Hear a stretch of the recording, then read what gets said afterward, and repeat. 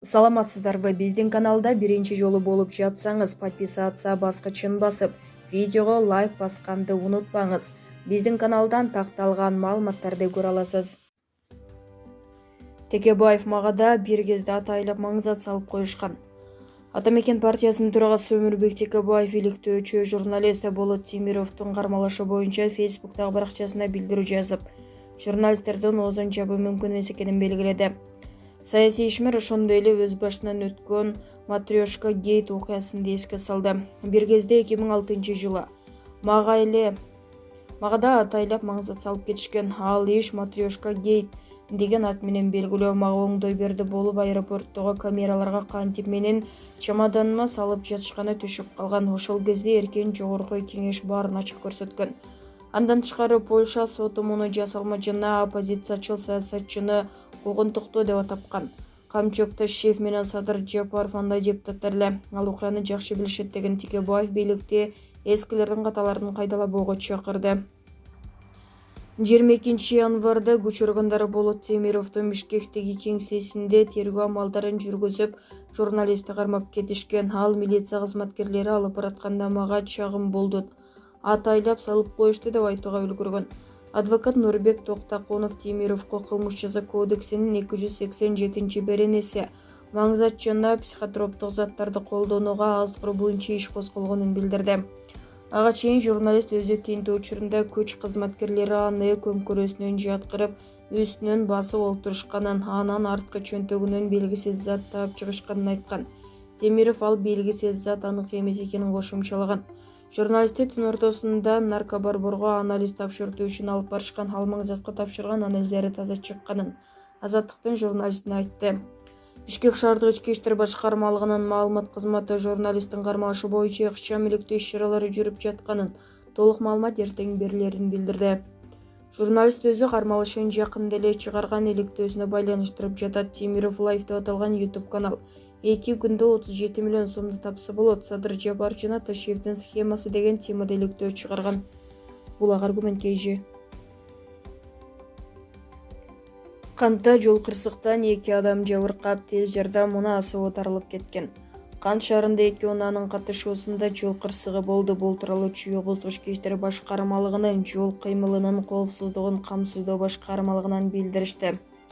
Маалыматка ылайык бүгүн саат 8:00 8:30 чамасында Lexus 470 үлгүсүндө унаа жана тез жардам унаалары сүзүшкөн. Тез жардам унаасынын жарык берүүчү жана үн коштоочу каражаттары иштеп турганына карабай, бет маңдайынан унаа чыгып кагылышкан. Кырсыктын кесепетинен тез жардам унаасынын айдоочусу жана фельдшер жабыркаган. Учурда териштирүү иштери жүргүзүлүүдө. Бул акчиде ТВКЖ. Темиров менен Назаровду колдоо митингине катышкан 2 жырын кармалды. Милициянын жообу.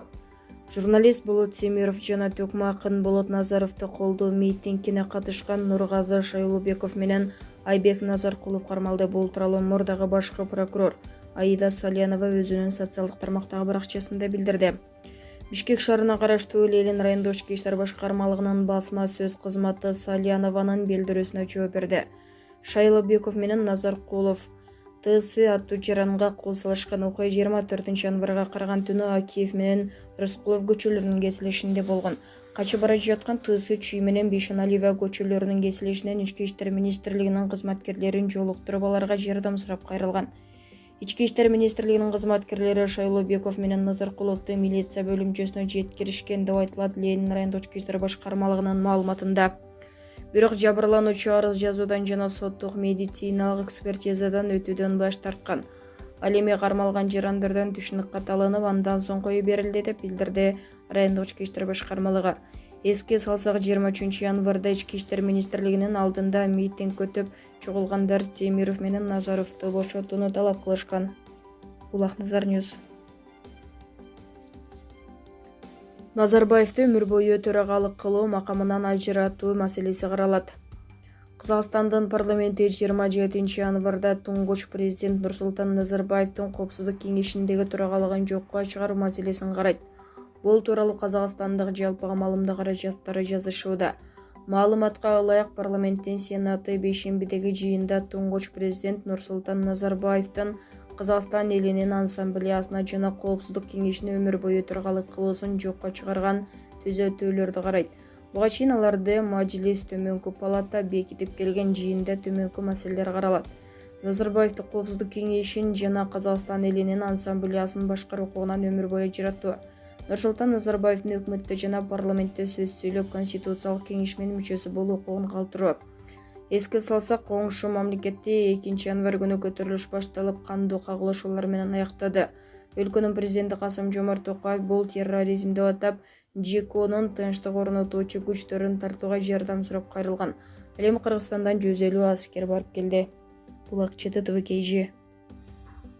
Клара Сооронкулова Темировдун дөшөгүнө чейин кирип кетишти.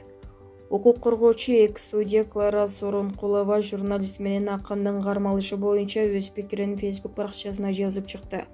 Анда мындай кадамдар менен адам укугун коргоо эле кордоого бет алып жаткан чоң коркунуч бар экенин ачык айткан. Эки болоттун окуясы жалпыбызга маанилүү чоң коркунучту ачыктап койду. УКМК өзүнүн эбегейсиз мүмкүнчүлүктөрүн ар бирибизге карата мыйзамсыз жеке жашообузду толук көзөмөлгө алганга, тапкан маалыматын каалагандай каралоо, жала жабуу максатында пайдаланганындагы бир жолу тастыктады. Адамдын үйүнө каалагандай кирип, жашыруун каражаттарды жаткан бөлмөсүнө чейин орнотуп, Темировдун дөшөгүнө чейин кирип кетишиптир. Туалетте жок деп эч ким кепилдик бере албайт, эртең аны өлүмүш болуп, бизде эч кандай тиешеси жок деп каалаган маанисинде интернетке чыгарып коюшат. Улуттук коопсуздук комитети улуттук коркунуч комитетине айланып калганы өтө кооптуу көрүнүш. Ошондуктан жогорку кеңеште бул маселе көтөрүлүп, атайын комиссия түзүлүп, УКМКнын иш-аракетин текшерүүгө алыш керек. Өзгөчө бюджеттен бөлүнгөн каражаттын көлөмү, анын максаттуу пайдалануусу, жашыруун ыкмаларды мыйзамдуу колдонуусу, элдик каражаттын эсебинен оокат кылган УКМКга адамдардын укуктарын өз билгениндей тебелеп, басмырлаганга жол берилбеш керек деп жазат. Булак аргумент KG. Мелис Мырзахматов. Кризис учурунда өкмөт элдин талабын эске алышы керек.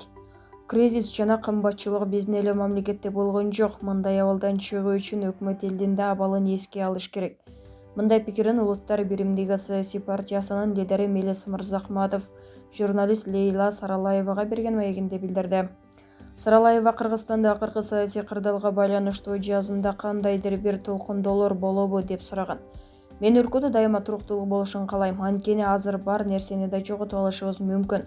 Мындай учурда өкмөт элдин көйгөйүн эске алып, кризистен чыгуу жолун табыш керек. Дүйнөдө кризис болуп жатат, кошуна өлкөлөргө көз салалы. Ошондуктан мен өлкөбүздө тынчтык болушун гана каалайм, деди Мырзахматов. Булак аргумент KG. Адахан Мадымаров кайрадан башкы прокуратурага чакыртылып сурак берди.